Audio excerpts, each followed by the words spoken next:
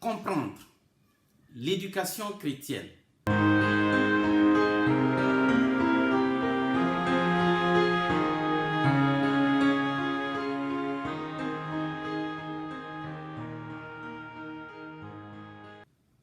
Bienvenue à votre émission.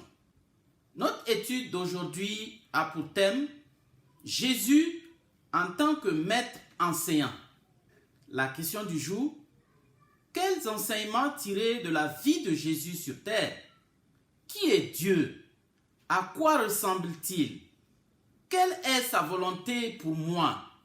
Voilà quelques questions que nous sommes nombreux à nous poser. Et devant la multitude de réponses, l'on se dit parfois que si seulement Dieu nous apparaissait physiquement pour nous parler face à face, cela simplifierait énormément notre problème. Malheureusement, depuis que les premiers humains, Adam et Ève, ont péché, notre nature déchue ne peut supporter de voir Dieu. Et dans Exode 33, verset 20, Dieu dit à Moïse: « Tu ne pourras pas voir ma face, car l'homme ne peut me voir et vivre. » Toutefois, Dieu qui nous a créés, connaissant nos besoins et nos pensées, avait déjà un plan pour répondre à ces inquiétudes. En Jésus-Christ, Dieu se fit homme et descendit sur terre pour que nous puissions le voir et qu'il puisse lui-même nous enseigner. Chers amis, examinons cette étude. Quelques-uns de ces enseignements. D'abord, à travers la vie de Jésus, nous comprenons qui est réellement Dieu. Aucun de nous n'a jamais vu Dieu. Jésus dit à Philippe, dans Jean 14, verset 9, « Celui qui m'a vu a vu le Père. Comment dis-tu, montre-nous le Père ?» Satan a toujours travaillé à ternir l'image de Dieu. Par sa vie, Jésus a corrigé notre perception erronée de Dieu comme un être toujours en courroux, prêt à punir. Jésus montre que Dieu est plutôt toujours prêt à pardonner. Jésus a pardonné dans des situations où la plupart d'entre nous auraient condamné. Dans Jean 8, versets 10 à 11, après avoir sauvé la vie d'une femme accusée d'adultère et condamnée à la mort par lapidation, Jésus lui demande: « Femme, où sont ceux qui t'accusaient? Personne ne t'a-t-il condamné ?» Elle répondit: « Non, Seigneur. » Et Jésus lui dit: « Je ne te condamne pas non plus. Va et ne pêche plus. » Ailleurs, nous voyons Jésus nourrissant les foules ou guérissant les malades. Dans Matthieu 4, verset 24, nous dit: « On lui amenait tous ceux qui souffraient de maladies et de douleurs de divers genres, des démoniaques, des lunatiques, des paralytiques, et il les guérissait. » Deuxièmement, Jésus est le maître de la réconciliation. La vie de Jésus nous enseigne également l'importance de la réconciliation. Le péché a mis une énorme séparation entre Dieu et sa création.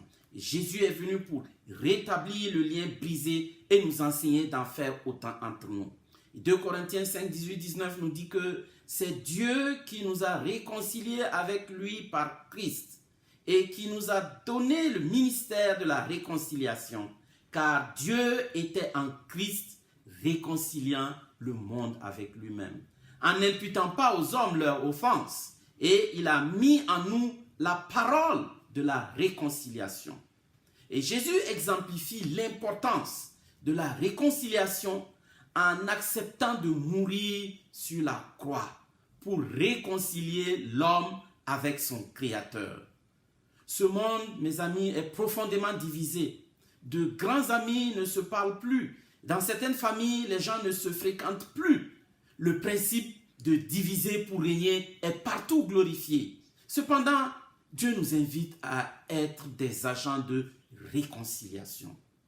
Finalement, Jésus est venu dénoncer les enseignements erronés et nous enseigner la vérité. Jésus dénonce les erreurs enseignées par certains chefs religieux qui, poussés par Satan, aujourd'hui encore, se détournent de la vérité et dans le but de contrôler et d'exploiter les fidèles.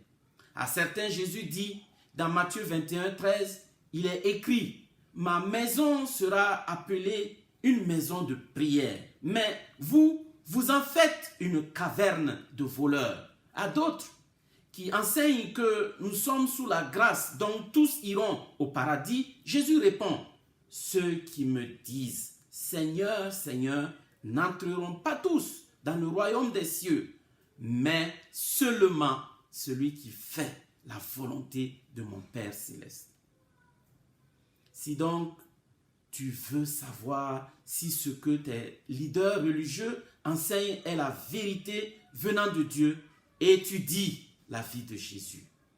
Jésus s'est aussi employé à corriger certaines sagesses populaires qui, malheureusement, constituent de nos jours encore les règles de référence pour bon nombre de personnes.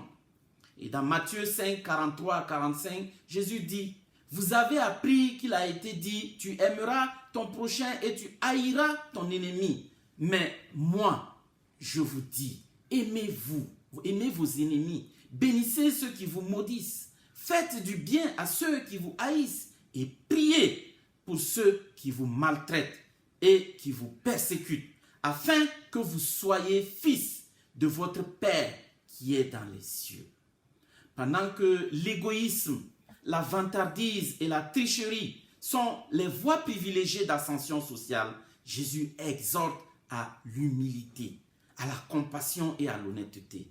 Pendant qu'il est conseillé aux jeunes d'être leur propre Dieu et d'agir selon leur cœur, Dieu leur recommande l'obéissance et la soumission à sa parole et à leurs parents.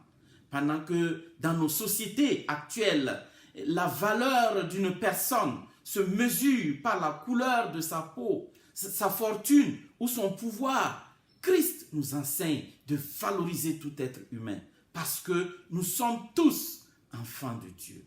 Jésus brisa les barrières sociales, releva le statut de la femme, accorda la même attention aux riches comme aux pauvres, aux enfants comme aux adultes et s'occupa particulièrement de tous ceux qui étaient marginalisés. Cher ami, désires-tu voir Dieu et savoir comment il agira face à tes défis quotidiens? S'il était à ta place, regarde à Jésus. Jésus-Christ est véritablement le maître enseignant à travers ses paroles, mais surtout à travers sa vie de service et de renoncement à soi. Tu découvriras un pan de l'immensité de l'amour de Dieu pour toi et pour chaque être humain. Dieu veut que chacun de nous sache réellement qui il est et ce qu'il attend de nous. Il désire que notre choix de marcher avec lui soit une réponse d'amour parce qu'il nous aura aimés le premier. En tant qu'individu, parent ou éducateur, tu as un choix à faire. Vas-tu marcher selon les principes du maître enseignant ou selon les folies de ce monde en perdition? Que Dieu te guide dans ce choix important pour ta vie et celle de ta famille. Prions. Dieu compatissant et miséricordieux, après avoir écouté le témoignage de la vie de notre Seigneur et Sauveur Jésus-Christ, nous te prions de nous transformer à son image par l'influence de l'Esprit Saint, afin que nous puissions véritablement lui ressembler et incarner les valeurs dont il a fait montre. Transforme-nous à son image, afin que par le témoignage d'une vie sanctifiée, nous puissions également être un exemple pour autrui. À présent, glorifie ton nom par l'exaucement de cette prière que nous avons prononcée dans le nom précieux de Jésus-Christ. Amen.